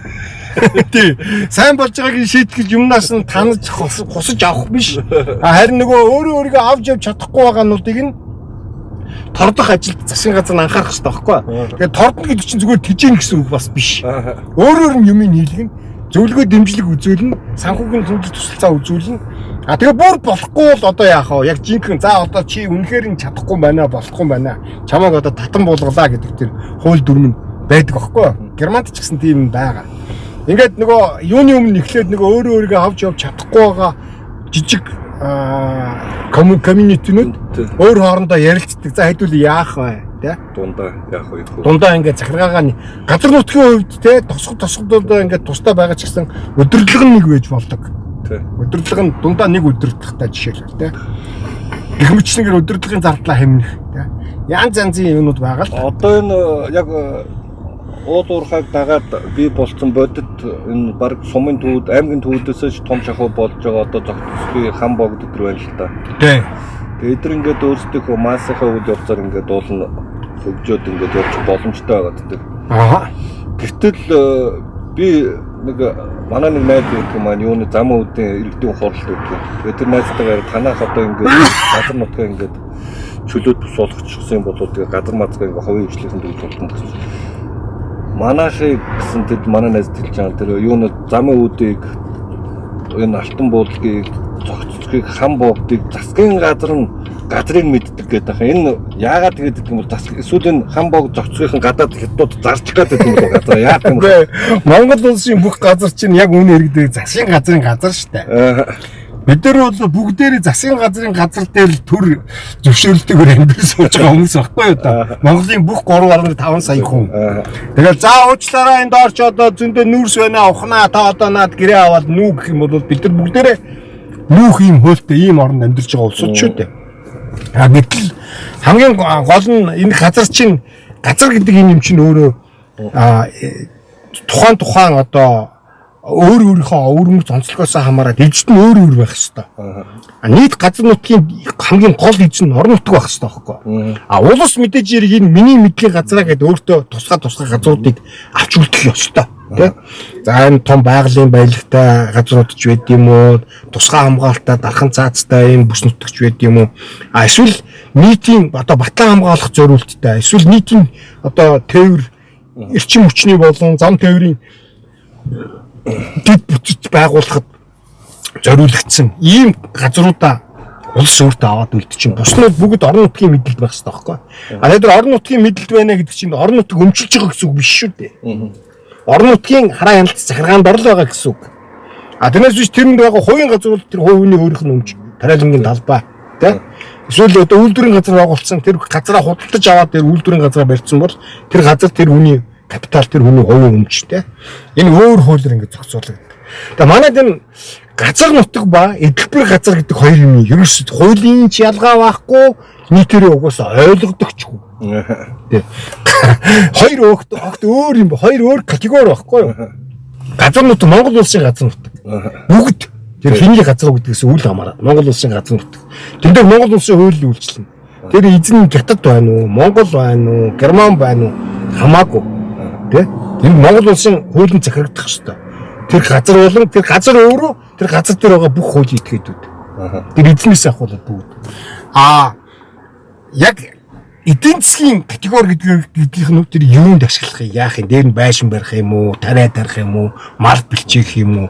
Энэ тэр эзнийх нь өөрийнх нь асуудал байхгүй. Тэнгуүтэй чи хуулийн захирагдах ёстой гэдэг тэр хүн газар дээр байгуулт нэгдүгээр газрыг нь хурааж болох. Үн төлбөргүйгээр хурааж авч болохгүй дээрэмдэж авч. Дээр нь байгаа өөрийнхөө хөрөнгөөр барих босгоцсон зүйлсүүдийг нь дээрэмдэж авч болохгүй. Тэ? Хуулиар хамгаалагдсан хувийн өмч байх ёстой. Тэ? Энэ хувийн зөвшөөрөхөд 40% авч болох юм уу? Ийм чи янз янзын улс орн болгонд өөр өөр. Жишээлбэл Их Британд бол Их Британий бүх газар нутаг хэний ч өмч юм бай эзэн хааны хувийн өмч гэж тооцогддог хуультай. За. Их Британд бол. Тэгээд эзэн хаан нэг нэрийн өмнөөс нөгөө Royal батлан хамгаалах яамны сайд нь хурж ирээ. За энд радар станц байгуулах гэж байгаа маа. Энэ л хамгийн тохиромжтой газар. Танай энэ газар дээр барьж байгуул. Өөр арга байхгүй. Үг гэх юм бол өхөөсөр арга байхгүй хуульд. Гэхдээ компенсацийг нь яг зах зээлийн үнээр нь тэр мөнгөний өгнө. Германд бас ингээд хувийн газрыг за нийтийн одоо ашиг тусын тулд зам тавина, зэрэг анги байгуулна, эсвэл гүүр барина өөр юу гэдгийг өндөрчлөлийн шуун байгуулна, үйлдвэр цахилгаан станц барина, үйлдвэрийн газар барьж байгуулна. Одооноо газар чинь улсад хэрэгтэй болоод байна гэх юм бол авч болдог. Гэхдээ компенсацийг нь төлдөг юм хуультай. Бусад тохиолдолд бол ерөөсөө тийм газар бол тухайн хүний өмчлөлийнхаа харьяалалтаа л байна. Гэхдээ тэр бол газар нутгийнхаа хувьд бол Германы газар нутаг. Тухайн яг хүний өөрийнх нь амьдрал сууж байгаа тэр комьюнитийнх нь хууль дүрм журманд захирддаг баггүй. Тэгм 60% зөвшөөрөхөд 40% дээрэмдэж болох юм уу? Болохгүй яалаа гэж болох юм бэ. Хизээч тийм баг баталчихлаа шүү дээ. Одоо тэгээд засгийн газар дээд үннийх нь тогтоогоод үнжийнх нь дээд үнийг тогтоож байгаа. Дээр нь байгаа. Одоо жишээ нь хашаа байшиндаа нэг 2 дахь байшин барьсан бол засгийн газар 130 сая тогтооцсон. Германд нийтийн санал референдум явуулах тухай хууль гэж өгдөө. За. Тэр хуулийн дээр ингээд бичсэн байгаа. Хамгийн нэгдүгürt нь ямар асуудлаар санал хураалт явуулахыг хориглох байя гэх. Тэрэн дээр нь хүний хувийн өмчийг хураах асуудлаар санал хураалт явуулахыг хориглоно гэж бичсэн ба. Ойлгож байна. 60% зөвшөөрөхөд 40%. Тэр 60%, 600%, 9999% тийм байхгүй хуулиар хориотой. Хүний хувийн өмчийг хурааж авах тухай санал хураалт явуулах хуулиар хориот байхгүй. Манай үндсэн хуулинд суулна хамгаалт байгаа шүү дээ. Манай үндсэн хуулинд түгэн тэр нь байх ёстой юм байна. Яг Энэ хулгайч чинь тэрийн давсан хуулийг гэдэг. Тий, тэгээд үндсэн хууль дээр очиод үндсэн хуулийн зэцэд ороод заргалдаад өгөн тэр хуулийг хүчингүй болгох хэрэгтэй юм байна л. Ахын орон нутагт дахиад эрх мэдлийг ингээ өгчлөө шүү дээ. Дахиад юм асуух гэдэггүй. Орон нутагт ингээ эрх мэдлийг өгчлөө. За иргэдэн ингээд манай энэ 0 эрдэнийн засгийн газрынхаа 0 эрдэнэ толгойж засгийн газрынхаа чинь ингэж үзээд байгаа байхгүй юу? Орон нутагт эрх мэдлийн ингээ өчгөр тэнцээ байгаа хүмүүс амьдрч чадахгүй шүү дээ гэдэг. Тэнцээ чи одоо яад гэх юм. Тэр хүмүүс тэгээд одоо яагаад идрэл засгийн газар амьдруулад байгаа юм уу? Тийм шиг байлаа шүү дээ. Тийм баа. Мөнгө төгрөг тэнд засгийн газраас өгч байгаа учраас тэнцээ хүмүүс амьдраад байгаа. Тэрнээс амьдрч чадахгүй шүү дээ гэдэг юм билээ. Юуны өмнө нэг юм дээр ерөөс огт ойлгоогүй явж байна гэсэн. Хүн хаана амьдрах? Яаж амьдрах? Тэр хувь хүний өөрийнх нь иргэний эрхийн асуудал байхгүй. Хэрхэн амьдрах юм те? Хэрхэн амьдрах юм те? Мал малж амьдрах юм уу? Ногоо тарж амьдрах юм уу? Вообще амьдрахгүй байх юм уу? Тэ? Хөргөж байх юм. Тий, хөргөж байх юм уу? Гойлохгүй байх юм уу? Яах юм те? Тэр хүний өөрийнх нь хувийн асуудал байхгүй. Эрхийн асуудал. Тэгээд тэр шалт хэрэггүй ямар ч өөрт нь хүртээлгүй юмд одоо худлаа аян шалтгаан болгож ярьж байгаа тэрийг те. Зүгээр дургуд хүчгүй гэдэг шиг л нэг аргумент болгож ил тийм юмдыг хэрэглээд байгаа байхгүй. Хүмүүс одоо өнөөдрийг хүртэл ийм хүнд нөхцөлд тэнд амьдраад исэн чи амьдрсаа л байх болно. Тэ? Сумын төв жишээлбэл байхгүй болчих магадгүй. Нэг жижиг сумын төв. Тэр нутагт малаад амьдарч байгаа хүмүүс бажил биш. Хайчихчгүй. Өөр хаашаач явах. Өөр цэцэг захиргаатал болно тэ. Өнөө манай оюун эрдэнэ нэг засгийн газрын шийдвэр гаргаад тэгээд замдчид чи их хурлын дарга багтын шийдвэр гаргаад байгаа шүү дээ. Хуамын тоо өсөх гээд орон нутгуудыг одоо яа гэсэн үг вэ? Очиж хүүхэд хийчихгүй байхгүй. Нөгөө 20 тэр яаж өсгөд юм те шийдвэр гаргах чадвар өсч тийм үү? сайхан нэг хөгжилтэй юм яг энэтэй холбоотой нэг хөгжилтэй юм уншижсэн те. Санаад яг тодорхой орж ирэхгүй байна. Нөгөө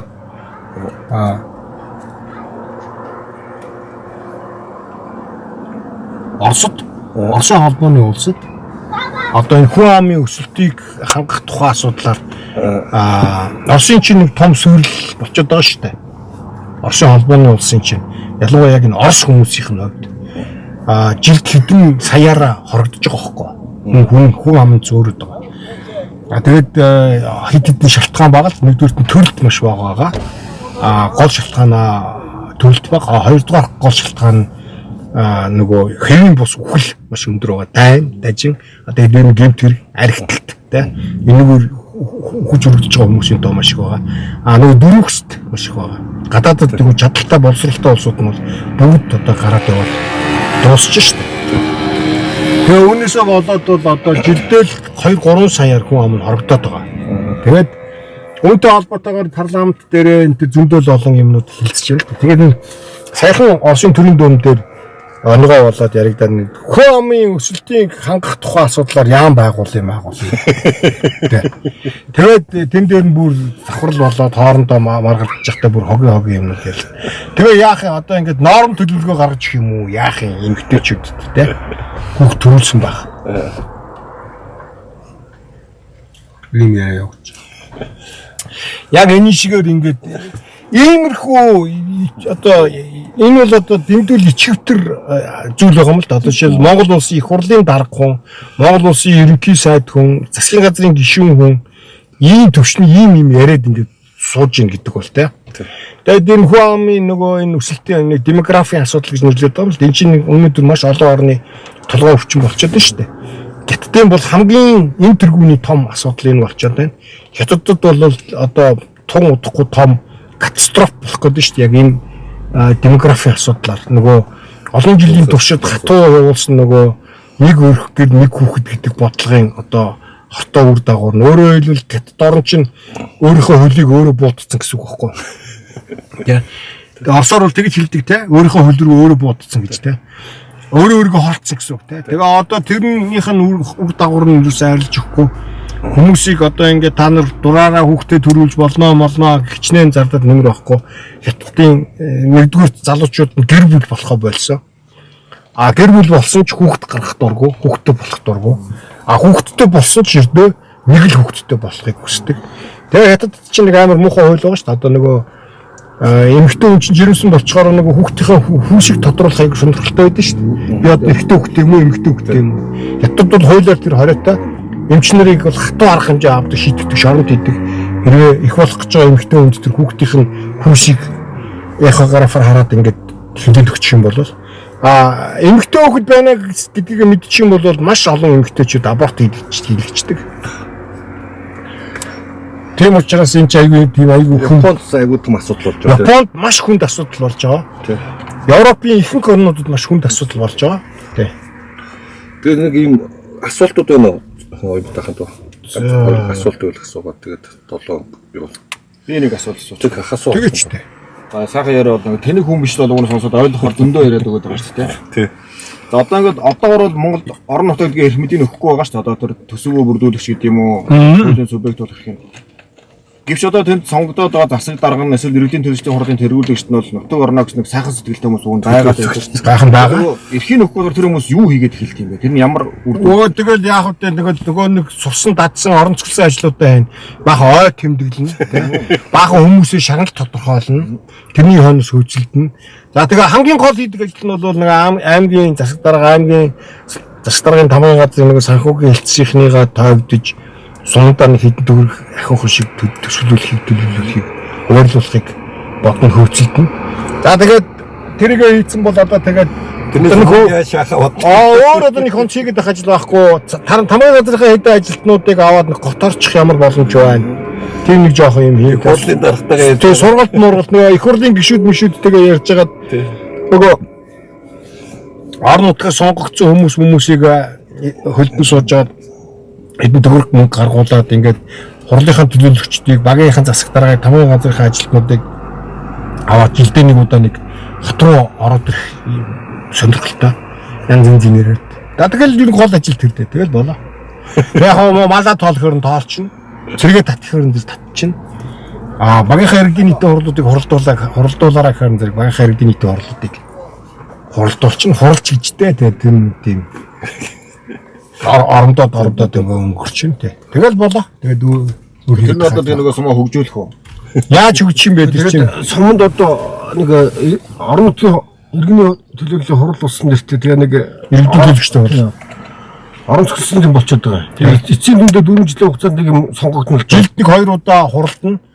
Тэгээд нэг 2-оос доошгүй удаа хуралдана. Хуралдахад нөгөө хоол өгөхгүй бол ирэхгүй. Тэгээ тэр хүмүүс нь одоо баг яд үрсэн юм шиг. Тэгээ. Одоо нэг Улаанбаатараас нэг барилга барина, сургууль барилаа. Нөгөөх нь хаанхын хэн сонгогдсон мэдэхгүй шүү дээ. Улаанбаатар сонгогдож байгаа юм. Тэгээ нэг чанаргүй юм барьчаад ингээд заваасаар хагаад нэг хүлээлгээд өгөө юм. Тэгэхээр чи чанаргүй сургууль болгоожсэн. Тэ.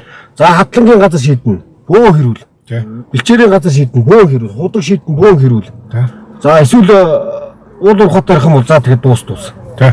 Өрөө удмаараа нэг хиттийн ирлээжүүдэд дуус. Одоо тийм байдал чичээд байгаа. Тэ. Тэгэхээр одоо нөгөө нутгаа хөгжүүлэхгүй гэдэг бол хүн байхгүй байгаа шүү дээ. Тэгэл дээрээс нь ингээд тэр эрх мэдлийн юм уу хөгжих боломжийг тавьж өгөхгүй байгаа дээрээс нь бүх одоо бодлоо хавцгамж ихлээд байгаад байна шүү дээ. Тэгэхээр орон нутагт ингээд иргэдтэн шүү дээ. Тэрээс орон нутагт гэхээр зэрэг дарга нарт нь гэдэг юм шүү дээ. Засаг даргат биш. Иргэд нь өөрсдийнхөө эдийн засгийн улс төрийн нийгмийн асуудлуудыг ингээд өөрсдөө хамтраад шийдвэцгээгээд эрх мэдлийг нь өгснөхийн дараагаар мэдээж эерэг тэр хүмүүс чинь тулгамдаад юмаа шийдэж чадахгүй зөндөө өмтө бэрхшээлтэй тулгана шүү дээ. Тэр үед нь бол яг зөвлөгөө дэмжлэг бол заавал үзүүлэх хэрэгтэй байхгүй тий. За хурлаа ингэж хийгээрээ асуудлаа ингээд хамгийн энэ тэргүүн асуудлынхын дистралыг ингээд тогтоогоор хамгийн та нарын хамгийн энэ тэргүүний шийдвэрлэх хэрэгтэй асуудал чинь аль нь юм тий. Аль нь 2 дугаар асуудал юм тий. Тэр овооны наадам тэр оймоо энэ төр бол гол асуудал биш ээ тий. Гол нь та нарын өөрсдийн одоо эрүүл мэндийн асуудал, хүүхдийн сургууль боловсролын асуудал тий. Тэгээ байгаль орчин бэлчээрийн асуудал тэгээд цахилгаан эрчим хүч юмны усны асуудал энэ юмнуудаа дистратаа ингээд өөрсдөө байгаа нөөц болцооныхоо дагуу ингээд тэрхэн яаж шийдвэрлэх юм бэ? Хамгийн гол юм бол нөгөө хамтран асуудлаа шийдвэрлэж сурахт нь дэмжлэг үзүүлэх хэрэгтэй байхгүй. Монгол хүн чинь нөгөө нүүдэлчин хүмүүсийн чинь хамгийн муухай зан нөхөр зэрэг айгүй хараана бодсон хохоолсон тийм зантай хамтрах маш дургу. Иргэншил гэдэг бол дандаа хамтрах тухай асуудал байхгүй. Үргэлж юм хамтарч шийдвэрлэж иргэншил болдог. Тэгэж өөр арга байхгүй. Тэгэхээр чин зэрэг одоо энэ дээр л одоо нэлээд бэрхшээл бол энд гарна. Нөгөө монголчууд чинь нөгөө нэг эвлэрч юм асуудал шийдвэрлэж хамтарч юм хийх чадвараар маш сул улсууд ч үү те. Тэгэл ер нь л ямар л хурл болно ер нь л хэрүүл болчих гад те.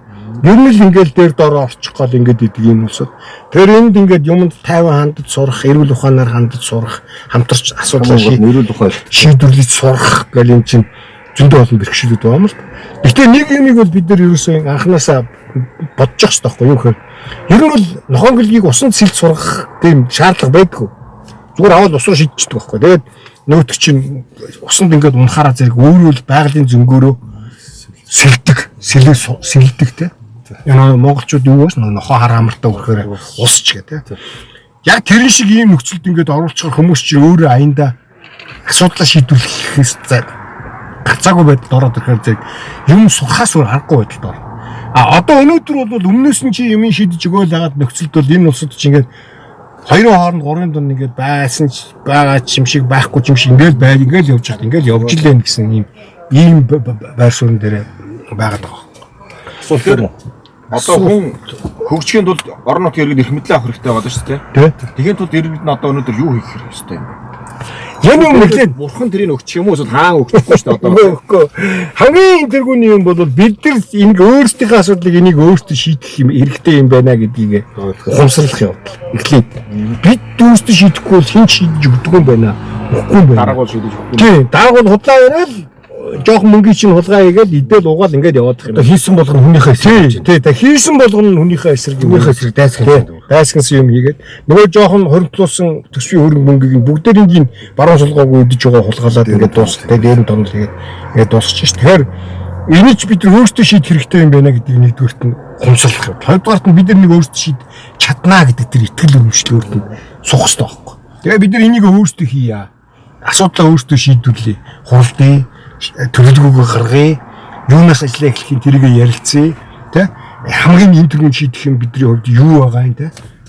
Тэгээд хар аяндаа ингээд өөрсдөө татвараа тогтоогоод хурааж аваад төсөө бүрдүүлээд ирэхээр зэрэг хүмүүс аяндаа тэрэн дээр ингээд шаардаад ирдэг. Өөрийнх нь мөнгө штэ. Чамаас татаад авцсан штэ. Дөнгөж өчигдөрхөн чамаас сая төгрөгийг татаад авцсан. Сумын татварыг асуугаад байгаа юм уу? Одоо энэ засаглалаа өөрчлөлтөө. Тий. Яг тийм үү яах юм л гэсэн. Тий. Хараан дээр болч тийм эсвэл үгүй өгч тийм үү? Хинч бэлгэлж өгөхгүй энэ тэмцэл хэрэгтэй. Одоо юу хийх вэ? Тий. Юу хийх вэ? Энэ тэргүнд юу хийх вэ гэхээр зэрэг зохион байгуулалтанд ороод тэмцэх хэрэгтэй. Эрхээ энийг шаардаж авах хэрэгтэй байхгүй. За наа хуулиа өөрчлөө. Бид нар өөрсдөө татвараа тогтооно. Өөрсдөө тэр мөнгөө захиран зарцуулна, төлөвлөнө. Тэгээ өөрсдийнхөө төлөө юу хийхээ бид нар өөрсдөө шийднэ. За энэ ингэж чимбо бүр шуналтаа асуух юм маа зүгч байж асуучих гэдэг энэс юм байна. Би кондишнээс асуудалсан. За жүжигээрээ бүсчилсэн хөгжил хийж яваа тэр шүү дээ гэнэ. Стоо чухал сүлдүүд байна. Чухал шифи өгч байна шүү гэж. Шифэ аваад ойлгох юм уу? Хөгжүүлчихэд Монгол руу хаа. 400 жилдээ 400 сая хүн хоёрын дээр аялж байгаа үстэй. Энэ бол яг бас маадарсан байна. Хөөе хоёроо хар хором онгоц буудаг болон зам тавина. Хурдны галт тэрэг явна. Би очиж амьдрал хаа. За нэг ийм их асуудлууд байгаа. Мөрөдгөд ямар мөх дэлгэх штэ. Чухал асуудлууд байцлаа. Энэ хин гэдэг хүн бай гэдэг асуусан. Энэ иргэдний эрх ашигынхаа төлөө эвлэлтэн нэгдэх нь зөвөө гэж байна. За баярлалаа асуулт яасан хүмүүс. Тэгээд Батчрын Батөвшин гэдэг хүн миний ах яг орон нутагт бие даасан байдлыг Чимбатын ах шээ. Чимбатын ах. миний яг хуурай ахаа. Миний хуурай ах. Тэгээд миний ментор Батчрын Батөвшин гэдэг хүн байгаа. Яг Монголд сүүлийн баг 30-аад жил яг орон нутгийн бие даасан байдлыг энэ орон нутагт эрх мэдэл очих ямар чухал юм бэ? Иргэдийн амьдрал хэрхэн сайжирдах ёстой юм бэ? Тэгчээж орон нутагт эрх мэдэл очих ёстой гэдэг. Өөрөөр хэлбэл тэр байх ёстой засаглалын чинь нэг хэлбэрийн шүүл гэдгийг олон жил ярьж байгаа хүнтэй тэгээд миний ментор байгаа. Батчрын Батөвшин Мохон анхны арц холбооны анхны анхдагчтай нэг манай Эрдэнэтэй тэр эрхчлөөг авчрахад тэр анхны тугийг босгосон хүмүүсээ мандалагчтай нэг тийм хүн байгаамаа. За зөндөө. Энэ Оросоос даалгавартай ирсэн агент Че улааны 2000 онд хийсэн төсвийн үйлдвэрээ төвлөрүүл орон нутгийн бие дааж хөгжих боломжийг хааж нэг намын өмчлөлт засгийн шилжүүлэх арга хэмжээ болсон хот руу чиглэсэн эхнүүд төсвийн алдагдаас болж байнга хайш ундаг Монгол төврөг та бидний татвараар тоглодог энэ байдал халагдаж хорвоогийн жишг рүү шилжиж байж энэ улс орон тогтноо энэ хүн яг сайхан тайлбарлаж байна шүү гэнэ. За баярлалаа. За тэр хамгийн сүүлд нь ингээд нэг ийм санаанд орчлоо. Тэр жил нэг оюутлогоо төслийн тухай анх яригдаад тэнд том жишийн хор дуурхай байгаа гэл ингээл ингэж яхад нөгөө хорчин боб Фридландын тухай нэг яриа Монгол даяар явж ирсэн. Манайхан тэрийг тэгээд одоо бас мартцсан бахаа 30 жилийн өмнөх юм. 20 гаруй жилийн өмнөх юм. Фридланд оюутлогоо нөгөө Ivanhoe Mines хувьцат компанийнхаа нөгөө IPO гэдэг юм хийгээд те фондын бирж дээр нөгөө хувьцаа гаргаж зарж байхдаа тэр нөгөө хувьцааныхаа танилцуулган дээр юу гэж ирж ирсэн гэхээр манай нэг тэр үед Америкт сурж ирсэн залуучууд тэр юм тухай олж дуулчаад нэг өдөр тутмын шонин дээр бичсэн байсан. Ингэж ярьж шүү наад хүн чинь гэдэг. Орчин боб гэдэг тэр ингэж ярьсан баа. Нью-Йоркийн фондын биржид. Төв Азад энэ Орос Хятад хоёрын дунд Монгол гэдэг нэг орн байна. Эцэггүй ийм шахам орон. Дээр нэг хідэн малчин ингээд малаа хариулаад амьдардаг. Авраг томдогтой. Газар дор ахсах баялагтай. Доор газар дор ямар баялгаа мэдэхгүй. Тэнд би нэг авраг том жисийн орд илрүүллээ. Дэлхий дээр өмнө урд нь байгаагүй том баян орд илрүүлсэн. Одоо энийг ашиглахын тулд ийм хувьцаат компани байгууллаа. Ийшээ манай хувьцааг хөдөлж аваараа ийшээ мөнгө оруулсан хүмүүс байж шүү гэдэг ийм танилцуулга хийжсэн байхгүй IPO хийхдээ. Тэгээд яг тэр хорчин боб хэлж байгаа үг бол яг үнэн үг байхгүй. Яг Монгол бол эзэнгүй орн. Тэ. Бид нар өөрсдөө ингээл өвчгөөд илдээл одоо бид нар бол энэ устдаа нэрэ. Монгол жинхэнэ Монгол ста босоо жинхэнэ тэнгэрээс заяатаа гал ингээл цагсуурал явдаг бол яг үндэ цагаа тулахаар зэрэг хаяа цутдаг ийм л хүмүүс байхгүй. Тэгэхээр энэ нутгийн өрөө өдөртөхөөс нь төвдөрлийг сааруулах гэж яриад байгаа юм чинь хамгийн том чухал ач холбогдол юм дээд ихээр энэ улсыг эзэнтэй болгодог байхгүй. Энэ хүмүүс нь яг өөрөө өөрсдөө амьдран сууж байгаа газар дээр тэр эзэн газар нутаг гэдэг хоёр хоорондоо амьд холбоотой юм байна гэдгийг ойлгодог. Мэддэг энэ би энэ газрын чинь эзэн юм бэ. Би энэ дээр амьдардаг юм бэ. Одоо өнөөдөр бол ихэнх хөдөө амьдрал сууж байгаа хүмүүсийн толгойд бол гот руу яаж нөхөх вэ гэдэг л бодлоо байгаа.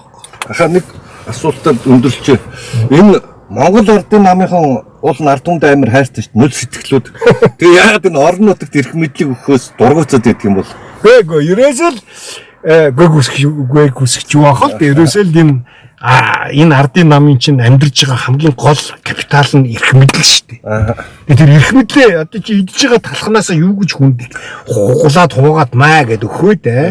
Тийм юм байхгүй шүү дээ. Тийм учраас аль болох бүх эрх мэдлийг төвлөрүүлээд гартаа хуримтлуулаад тэгэл монголчууд өөрсдийнх нь тэр далсан газар нь далд ороод далсан газар нь ил гарч ирэл далаасан газар нь далд ороод номхон хөлцөнгүүд үгүүд нь ороод ингээд дугаа амьдраад ингээд явж явах нь хийгсний хийгээл ингээд өгснийг нь олдоолоочоод ингээд амьдраа явж явах нь эдний мөнхийн хүсэл واخгүй мөнхийн хүсэл өрөөдөл нь واخгүй. Тийм учраас хизээж орон нутгийн бие даасан байдал инээ тэр тийм яахгүй. Тэгээд энийг ярихаар зэрэг даргын эрх мэдэл болгоод хувирхалтай.